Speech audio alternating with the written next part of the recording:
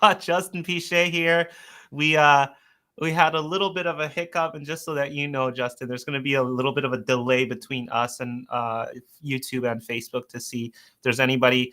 Typically, this doesn't actually get watched until afterwards, but we did do some promotion for this one this time around, so hopefully we get some people sitting here with us. But first of all, Justin, how you doing?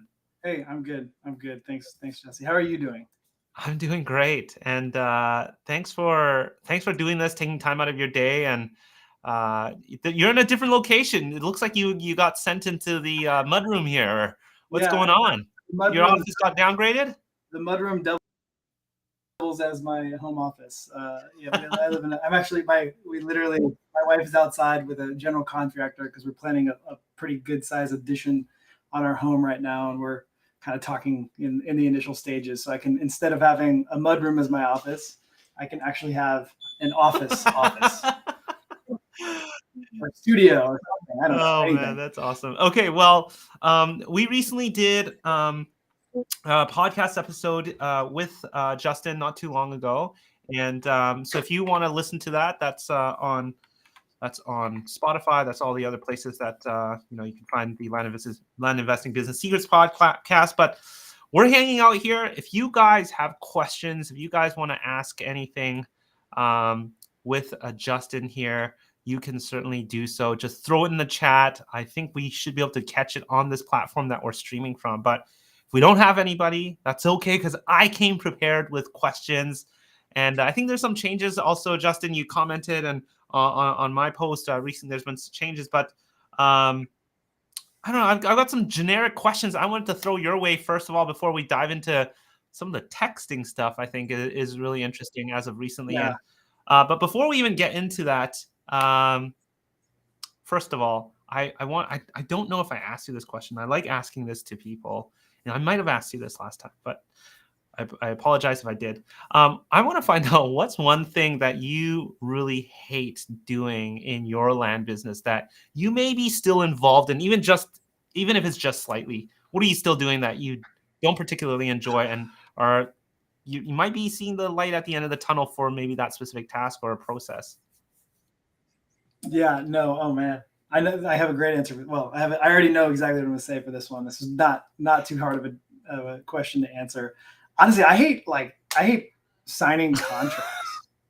I hate getting purchase agreements or documents and going to the notary and getting them notarized and then mailing them off. Like, that whole thing it's very frustrating. I mean, it's great because a lot of times it means like money is coming in. Like, that's fantastic. I'm not like, frustrated at the fact that I'm making a sale or getting something under contract. I view that as time that is not well spent. Like, it's not a high dollar per hour task that I'm at the point I need to hire an EA. I literally talked to Ajay on the phone yesterday, our mutual friend, and he was like, "Have you hired one yet?" So I'm gonna post a job this week. Wouldn't it be so nice if somebody just handed you a document? Just sign here. Don't need to read. Sign here, here, and carried you over to get that closed or something. So hiring an EA is part of that. What any other thing that you might be sort of doing, or do you think the EA will sort of solve that issue for you? Yeah, I think the EA will solve that issue. My plan right now is to write for my LLC operating agreement, write a resolution that allows that person to sign on the behalf of the company for like the disposition and acquisition of assets, and so that I can just take, that piece off. It's just like every week I'm going to UPS store or a notary or calling a mobile notary if I can't get out of the house, or if I need a witness, I'm like having them bring witnesses to my house, and it just interrupts my whole week. Like, I can't focus on like the higher dollar value add tasks, like actually managing subdivide projects or how we're going to spend our marketing dollars, etc. Right. Okay, I love that one. And again, guys, if you have any questions for Justin, there's a couple of you guys hanging out with us. And I know that, if you guys are watching this later, throw it in the chat, the comments. I'll make sure I get that over to Justin and we can get him to answer questions. But the other question, again, before we, talk about some other technical stuff, if you had to start if you had to start land again, let's say today from scratch with a limited budget, I won't give you what that budget limit is. How would you do things differently to kind of get the business moving as quick as possible? Let's say in the first few months here. It doesn't have to be a specific strategy. It doesn't have to be anything specific. I'll let you sort of run with that. How would you start? What comes to mind that you might think you might have done differently this time around? Yeah, that's a great question. Well, one thing I wouldn't do differently, and maybe to start out, because there's things that you do differently, obviously, but one thing I would do the same is, pay for coaching, pay for like the material to learn quickly, whether it's, somebody's good course or like group coaching program. That's how I got started. And honestly, I would recommend that. I mean, it takes a lot to, you don't know what you don't know, but if you have somebody experienced explaining to you all the wrong turns and the right turns, at least to get to the next level, you can shortcut, that. So that help you get started more quickly. Yeah. And then I would probably hire quicker. I think it took me maybe like 5 months before I made my first hire in the business. I had closed a deal, I had one deal closed fully for like 18 grand profit. And then I had another, maybe like 2 or 3 deals that were under contract to close. You could see the profits coming. And that's when I made my first hire. But I wish I had more confidence in myself from the get-go and hired somebody sooner so that I could, yeah. What would that hire be? Yeah, for that hire would be somebody to help on the acquisition side, lead generation. I think one of the big like hurdles that the first main bottleneck that I ran into was having enough time to effectively follow up with the leads that I was generating, like in a very quick manner. I think providing a high level of customer service to the leads that are calling you back will separate you from a lot of other investors. A lot of folks are starting this on the side, right? That's how most of us get started. We're like, hey, will this work? Right? Just like a lot of people don't just quit, go cold turkey. Hey, I'm a land investor now, right? Yeah. They build it up, they proof of concept it. But sometimes you're working a job and you have a lead call you at 9 a.m. and you got meetings till 4, and then finally you call them back. I mean, there's a whole lot of time that's elapsed between that. Sometimes you have multiple leads and you can't get to comping them in time, and you can't get to calling them in time. So you push them down the road 2 days, 3 days later, and it may be too late. They may have moved on. They may be in a different headspace. So getting back to a lead really quickly is something that I would want to do if I was doing it differently, maybe a little bit faster. And in order to do that while working this on the side, I would need to hire somebody faster. How fast are you talking, like, to get back to somebody? Oh man, no. I mean, knowing what I know now, if I like lost all of my money and I had no business anymore, and all of a sudden I'm starting from bare zero, I would hire somebody day one. I would borrow money. I don't know what I would do something to be able to afford to pay somebody for like 3 to 4 or 5 months and know that, hey, this money is going into this person, and I would work with them to train them, offload tasks to them so I could follow up with leads faster. That's awesome. Okay. Thank you for sharing that one there. What's one piece of advice someone gave you in the world, in this land space, that you've applied directly to your land business and you still kind of keep that in mind? Mine is what Ajay just pushed you to do yesterday. Yeah. Honestly, just do the deal. Just do the deal. I think a lot of times people, at least I have this problem, or maybe more my sales manager kind of struggles with this. I'm more like, let it go. So we get a good offer, there's some profit in it, go, let it go. But sometimes you hold on to deals a little longer than you should.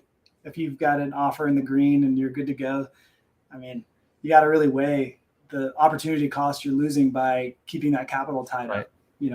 You may, depending on where you are in your business, that capital may be the difference in you maintaining more equity in the next deal or having to have a funding partner. And I think turning over that money more quickly, even if you're making less like cash on cash return on each deal, will net you higher return in the long run, typically, than holding out that extra month, 2 months, 3 months for 5, 10, 15% more profit on a deal. Okay. Awesome. By the way, guys, I know you guys are hanging out here. You're joining in and coming in and out on the different platforms on YouTube and Facebook. Make sure if you have a question Well, if you want to say hi to Justin, please come say hi. And if you have a question, please make sure you drop it in the chat. Jesse, So, one thing real quick, I realized last night, you put my website, justinpiché.com, in the show notes. I had some people reach out, so that was great. I love talking to people, so I've had some meetings with folks on Zoom, and it's been amazing. And one thing I forgot to do is actually like create the Gmail for the email account that's linked at the bottom of the website. So if anybody sent me an email, hello@justinpiché.com, it did not come through. It now exists, so you can go ahead and resend that. But just FYI, a little bit of oversight on my part. happens to the best of us. Happens to the best of us. I was scared. Did I type something wrong? No. You got everything right. Okay, awesome. So last episode, on the actual episode, we talked about texting, right? And well, things have. I wouldn't say things have changed. There was a little bit of a kerfuffle last a couple weeks ago. I forget now. A week and a half ago now. Can you give everybody sort of watching a bit of context, because I know that you rely heavily on texting. So give us a little context, what you do, in case you haven't listened to the episode, with texting, and then what sort of took place last week. And given that what happened last week, how would you sort of go from here? So literally, like, I think it was 2 or 3 days after we recorded the podcast, my deliverability, whatever rate on my text went to like 3%. And I was like, what's going on? My team is messaging customer support for launch control, and then texting gets shut down, obviously. So because in the podcast I had recommended, hey, if somebody's getting started, like, go with launch control right off the bat. It's a cheap way of getting leads. Like, per marketing dollar spent, you're going to get the highest return, or really high return. And I just, we've paused texting. And I was, for the audience, I was basically full-time texting 5 markets, spending about $4,000 a month in just systems for launch control. And we've paused all of that right now. Just as, I don't think it's necessarily like dead fully. They're working through it. I'm not gonna. I have employees and I don't want them spending a bunch of time in launch control right now when we're just not clear on the right path forward. Deliverability is way down. There's a lot of opt-in language, which I think is probably a good thing, but the carriers have made it so that we can't even be specific with what we're texting about. So it's kind of like saying, "Hey Jesse, welcome to the area. I can help you. Text yes for more information." And like, okay, well, what the heck is this person texting about? So we're figuring it out. People are experimenting. I think I'm just going to pause and wait until somebody has figured out kind of the right templates to use to get our text through. So there's this whole notion of an opt-in thing now, I guess, very similar to like an explicit opt-in for emails, and so I'm not very familiar with texting. And I think what happened a couple weeks ago was that a lot of the templates that was set up inside of a platform like Launch Control were, I guess, eliminated, and then forcing you guys now to rethink how you sort of go about that. So as things are sort of mutating or maybe taking shape, at the same time, there's other texting platforms that seem to be under the radar, or that are totally fine right now. What are you seeing in general with other platforms then? I think launch control was kind of the biggest, and I think that's why they were targeted by the carrier specifically, and started to and implemented these changes to be in compliance with the regulations. The regulations still exist, and so I'm not sure how long it's going to be before other texting software gets affected by this. But I do have some friends in the space that are using other softwares that are working still for them. They're able to keep texting. So, we're thinking about whether or not we want to switch. It's a lot of work to set up, a full texting system and a whole new software. So if you're somebody who's texting a little bit and you see Justin here, he's put a full pause, and you might be panicking right now. I don't know what's going through your mind, and how what are you sort of doing right now to, other than pausing, Is there anything you're actively doing to kind of mitigate this for now? Yeah. Actually, we had been doing ringless voicemails in our business as kind of like a second touch approach after texting, and so we've kind of ramped that up a little bit to keep lead flow, call flow for my acquisitions team. We also started cold calling. We got 3 full-time like cold calling seats through a software called Ready Mode that we're using right now. Just a little plug for my friend Joe Roberts, who runs Land Caller. I don't know if you've. So I think Seth Williams and Art Tipster interviewed him recently. You know, I think I just had Joe message me today. So he was telling me about Land Caller. Okay, cool. So that's a good option for folks that don't have like the team, right now. I'd book a call with them. I'm sure he's getting a lot of calls now that launch control is kind of on the fence right now. But yeah, we started cold calling in our business, right? I had 4 people specifically that I need to put to work, and they're really good. They're good team members. I needed work for them, and so we had to pivot quickly to something that would generate leads and be worthwhile for their time. So that's what we started doing, cold calling. And then I went on a buying spree with Rocket Print and Mail and got a bunch of postcards and letters. We sent out a lot more mail than we'd sent out in the last 6 months just to get marketing out there. So it's the adventures of being a business owner is how things can just switch overnight. And I mean, kudos to you for being able to adjust and pivot. And I mean, it's painful, I'm sure it is, but it's also, this is where a lot of learning comes into play. And this is probably the unknown area where a lot of leveling up can be done here. And in terms of your understanding with marketing, I'm sure you're going to come out of this with a lot more understanding. I'm sure you're in touch with a small, tight-knit group, and you guys are keeping a close eye on how this is all playing out. I mean, for those that were on launch control, is everybody taking a pause in launch control that you're seeing, or what's your thought? What are you seeing? No, I actually got a text yesterday. Sorry, Jesse, there might be a little delay here in our conversation, but I just got a text yesterday from somebody who I think is very obviously using launch control. And so I know somebody's using it. I don't know if they're listening to this call, but I got a text from someone named John, and it had all the opt-in language appropriate, but it was still very challenging intro text, I think. But no, people are using it. I think deliverability rates are just down. It's not as easy to get leads. I think you really have to. The focus of the carriers, I think, is to provide value. So you're not just blind cold marketing anymore. They want you to provide value. So offer some sort of value to this person, get them to opt in, to want to receive that value, and then through that you may be able to steer the discussion into, hey, we buy vacant land. Are you interested in selling? I don't want to keep beating a dead horse here, but I want to understand, like, what was your mindset like? Like knowing myself, I go through this sort of, as an entrepreneur, I go through a lot of mental games and challenges. And I mean, man, you found a solution pretty quick. You moved pretty quickly here. What went through your mind, and how did you sort of take that when a lot of your business was based on texting? Yeah. Well, I have a really good acquisitions pipeline of deals right now that we're working on. And so I wasn't like super worried. We have, there's a lot of deals that we're working on closing or just now listing. We have a lot of inventory.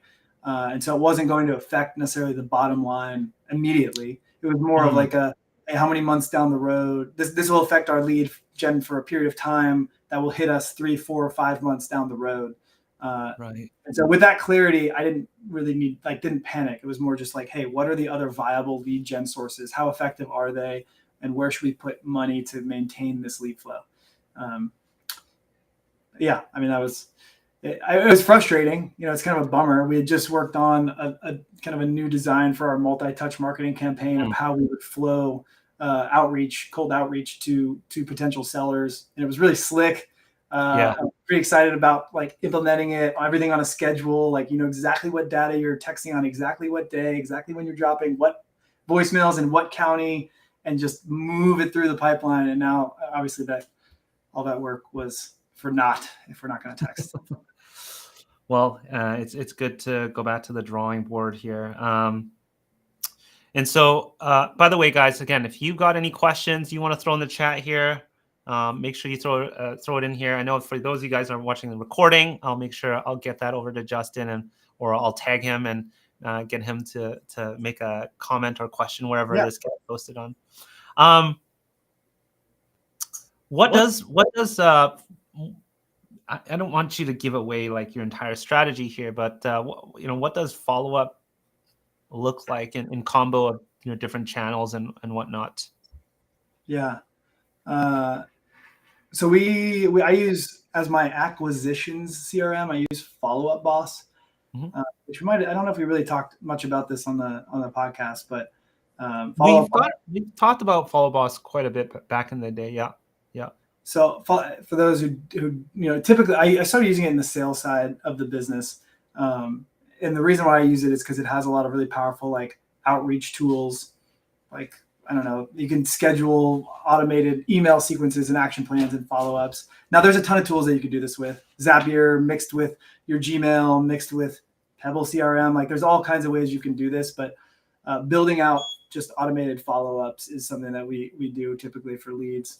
And then, I mean, like if you're following up with an acquisitions lead, I'm sure everybody's heard a different number, but it really does take sometimes 10, 15, 20 calls before you're actually getting a purchase agreement signed. And so, I think a lot of people might get discouraged if they can't get a deal done on the first, second, third phone call, but sometimes it just takes time to You're talking 10, sometimes 10 to 15 touch points, or like 10 to 15 calls?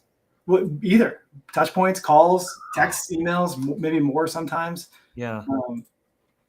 I mean, it's hard to do that by yourself. You really kind of need to have like people who are doing that, or have automation set up so that you can keep those touch points going.